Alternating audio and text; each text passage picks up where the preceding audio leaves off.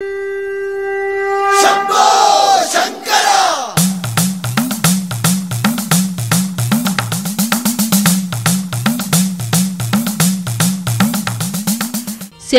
శంకర ఓం నమః శివాయ అనే పంచాక్షరి మంత్రాన్ని జపిస్తే చాలు బోళా శంకరుడు కరుణించి కోరిన వరాలు ప్రసాదించటమే కాకుండా కష్టాలను తొలగిస్తాడని అనేక పురాణాలు చెబుతున్నాయి.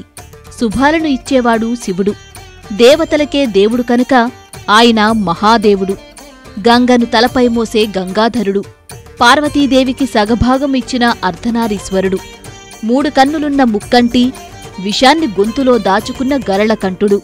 ఇలా మహేశ్వరుడికి ఉన్న నామాలు అనేకం. భక్తితో అభిషేకించిన, శ్రద్ధగా మారేడు దళాలతో పూజించిన అనుగ్రహించే సర్వేశ్వరుడీన. ముక్తికారకుడు, మోక్షకారకుడు అయిన ఆ పరమేశ్వరుని లీలలు అనంతం.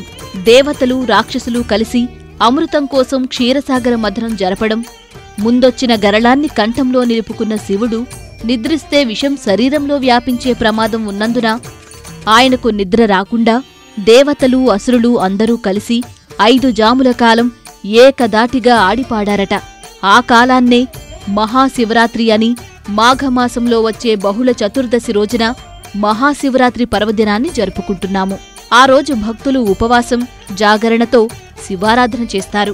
అలానే శివపార్వతుల కళ్యాణం, శివలింగోద్భవం కూడా ఈరోజే జరిగాయంటారు. శివరాత్రి రోజున శైవాలయాలన్నీ దీపకాంతులతో దేదీప్యమానంగా వెలిగిపోతుంటాయి. తెలుగు రాష్ట్రాల్లోని అన్ని శివాలయాల్లో ప్రత్యేక పూజలు నిర్వహిస్తారు. ద్రాక్షారామం, శ్రీశైలం, శ్రీకాళహస్తి, కాళేశ్వరం, వరంగల్ వంటి అనేక శైవక్షేత్రాలు మహాశివరాత్రి రోజున భక్తుల పూజలతో, శివనామస్మరణతో ఆధ్యాత్మిక వాతావరణంలో అలరారుతూ ఉంటాయి. శివధర్మంతో చేసిన చిన్న పూజ కూడా అత్యంత ఫలితాన్నిస్తుంది. అందున శివరాత్రి రోజున చేసే శివారాధన మరింత పుణ్యఫలం. శివుడు అభిషేక ప్రియుడు.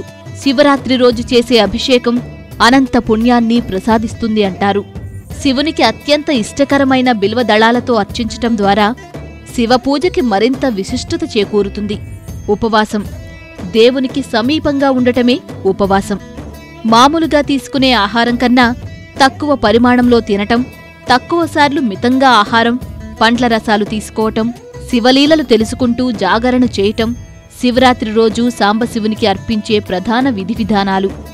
మహాశివరాత్రి రోజు చేసే జాగరణ ఎందుకంటే అర్ధరాత్రి కోటి వెలుగుల కాంతులతో లయకారుడు ఉద్భవించే లింగోద్భవ కాలంలో దేవదేవుని దర్శనం చేసుకుంటే అన్ని కష్టాలను తొలగించి ఆత్మసాక్షాత్కారంతో కోరిన కోరికలు తీరుస్తాడు అని ప్రగాఢంగా విశ్వసిస్తారు. పగలంతా ఉపవాసం, రాత్రంతా జాగారం, నోరారా శివనామస్మరణం. అంతకు మించిన శివానందం ఏముంటుంది? చోరులు, జారులు కూడా తెలుసో తెలియకో ఉపవాసం చేసో, దురుద్దేశంతో శివాలయంలో దీపం వెలిగించో శివసాయుధ్యం పొందిన ఉదంతాలు కోకొల్లలు. మనిషి ఎదుగుదల ఆదినుంచే మొదలవ్వాలన్నది శివతత్వం. యోగం, ధ్యానం, నాట్యం, నిర్వికారం ఆధ్యాత్మిక సాధనకు సమన్వయాలని, అవి పశుపతినాథుని అనుగ్రహంతోనే ప్రాప్తిస్తాయని అంటారు. ఆధునిక జీవితంలోని సమస్త రుగ్మతలకు శివతత్వమే చికిత్స. శివతత్వం ఆచరణాత్మకం. శివభక్తి జీవన విధానం. శివం అంటే శాంతం, శుభం, శుద్ధం. హిమశిఖరోన్నతమైన నిశ్చల స్థితిలో ఉన్న ప్రతి హృదయము పరిశుద్ధ స్ఫటికలింగమే. పునరావృత్తిరహితమైన శాశ్వత బ్రహ్మలోక సిద్ధి, ముక్తికారకుడు, మోక్షకారకుడు అయిన పరమేశ్వరుని అనుగ్రహంతోనే ప్రాప్తిస్తుంది. ఆ సర్వేశ్వరుని కరుణా కటాక్షాలు మనమీద ప్రసరించాలని కోరుకుందాం. మహాశివరాత్రి పర్వదినాన్ని పరమ పవిత్రంగా జరుపుకుందాం. ఓం నమః శివాయ.